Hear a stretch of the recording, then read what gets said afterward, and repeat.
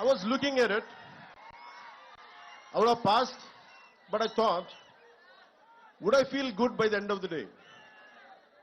Suddenly I remembered Mohandas Karamchand Gandhiji's life lesson when he tried to copy in a school and he said no to it. So I took the example of Gandhiji and never copied. I failed. I didn't succeed, but I failed. I took that failure in a dignity rather than cutting in a shortcut way and achieving exam results, good results. I prefer to be a failure with honesty. So that's what I believe. Because you have to have a very strong moral compass. So what are your moral guidelines? What would be you would be planning to achieve in which way? Don't have any kind of shortcuts in life. Shortcuts might be giving you an edge for a time being. Eventually you would get caught up with your wrongs. So I advise you, I request you, don't cut short. Don't try to take shortcuts in life. Face the hardships, face the difficulties, and you would be a better person. Society has so many intellectuals, so many capable people. And you know about the first father of nuclear bomb, Oppenheimer.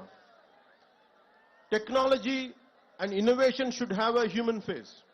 We should have empathy. And Oppenheimer, after blasting the first nuclear bomb, he said, we have unleashed death. I have become the death merchant. And that kind of technology will never make us happy. It is about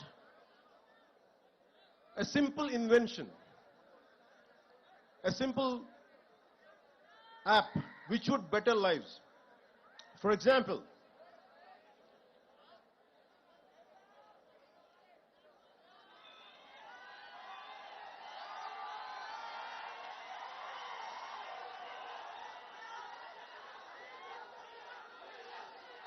in recent times, we know about Steve Jobs.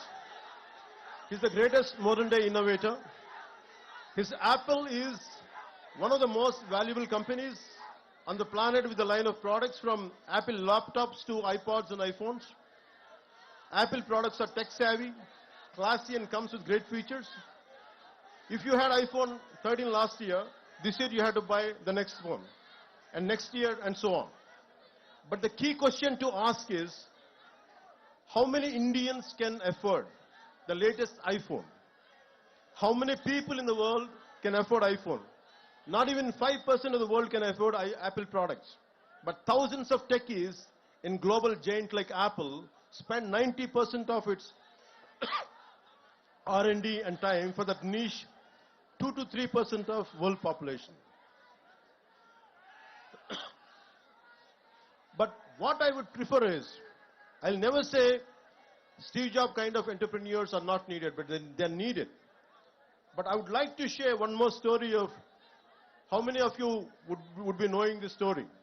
It's Dr. Dilip Mahlanabis during the 1971 Liberation War. Over 10 million people from nearby areas of present-day Bangladesh entered into India as refugees. A massive cholera epidemic started in the refugee camps. There were hardly any medicines or trained staff or doctors. Dr. Dilip Mahlanabis deployed the ORS therapy, which is known as oral rehydration solution, even before it was given approval by the authorities. Even though the doctor took the flak, this timely intervention saved millions of people, and thanks to his ORS therapy. It saved 5 crores lives globally. Today, all the 190 plus countries use ORS. The Lancet journal called the ORS therapy as the greatest discovery of 20th century. But he never patented. That's what I'm trying to say. His brilliance, his intelligence, his intellectual prowess. He never in spite of having everything, but he never patented his therapy and did not exploit it for a commercial purpose. At the age of 87 years, the great human being passed away last year and was awarded the Padma Vibhushan by the government of India.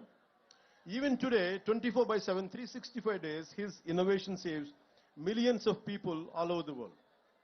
So my advice is, to all the graduates, gonna be graduates, here is to think about ideas and innovation that are simple, successful, sustainable, scalable, and work on tech that improves social mobility and reduces inequalities.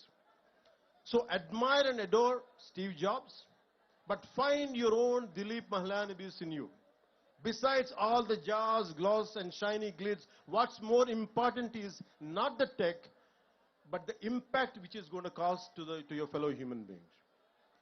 And you think about Nikola Tesla. He had 300 inventions, but he never patented. He gave all his patent rights. And he believes that it belongs to the world.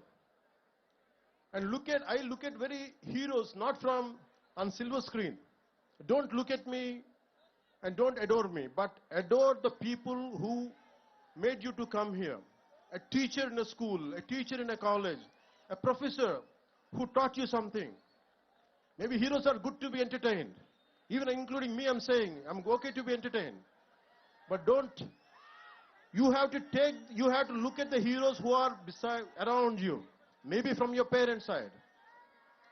That's what I believe in. In Telugu, one of the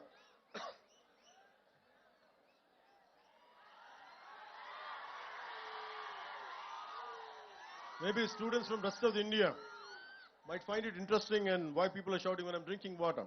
Maybe they love me, that's why.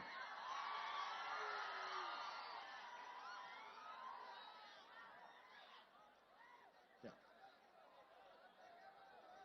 So Nikola Tesla. So we have to look at heroes around. If you look at a simple man called Dasarath Manji, if you look at all these kind of people, I think of a Telugu poet, a revolutionary poet, who has inspired many people to serve people who are away from development, underdevelopment, that kind of people he had influence. His name is Sri Sri. And he says, Taj Mahal nirmananiki rallittina koolile anta evaru. So why I'm saying this is, and how many people, how much of hard work went in building up Taj Mahal? That's what he questions, a rhetorical question. So in the same way, you should think about how many people had made you to come to NIT. How many people must have made their contribution to be what you are today. So it's a time to pay back. Once you achieve something, it's a time to pay back. I'll share an example from my own life. I did around 5 to 7 films. I'm a mad, committed patriot. I'm in love with my nation. I'm in love with my linguistic differences. I'm in love with our country's cultural identities. With all this, I want to do something. When I grow up, I want to do some kind of contribution to my nation. But I was very disappointed the way society and politics function. So by the time I did a film called Kushi, I was very disappointed and depressed. I thought I want to do something for my nation, for my society. But I said, sad man, I can't do any damn thing. All the development, all the change happens in cinema. Even if I want to do something, a little trivial help to someone, there's so many obstacles. Whatever the systems doesn't allow me to do. I was so tired, I was so irritated with my own self and the society around me. And like anyone else, even I was also blaming the society. And I said, I want to migrate to New Zealand. I shot my few songs in New Zealand for Kushi film. I like that country. I want to migrate to that country. And if you pay somewhere around 50 lakhs to 1 crore, you could migrate that point of time. I don't know right now what is the procedure. I got my immigration papers. And I kept it for 1 month. Every day I look, I want to put a signature, I want to send it, I want to leave this country. And only I'll come for work, because the reason is, and I'm the same guy, with my kind of anthem, I said, ye mera jahan, ye mera ghar, ye mera aashiya, ye meri dunya. And I was the one with such a fervor and commitment, I got it written and I performed, but I'm the same guy who wanted to migrate. And something asked me inside, It is a society who made you for what you are, and today you are seeking your selfishness. After making a name, you want to run away from your responsibilities, and my conscience killed me. So I tore the papers, I stayed within my country, and I'm serving my country within my own way. నా దేశం అనుకున్నాను, పారిపోలేదు, న్యూజిలాండ్కి వెళ్ళలేదు. కష్టమో నష్టమో నా దేశంలోనే ఉండాలని నేను అనుకున్నాను, పారిపోలేదు.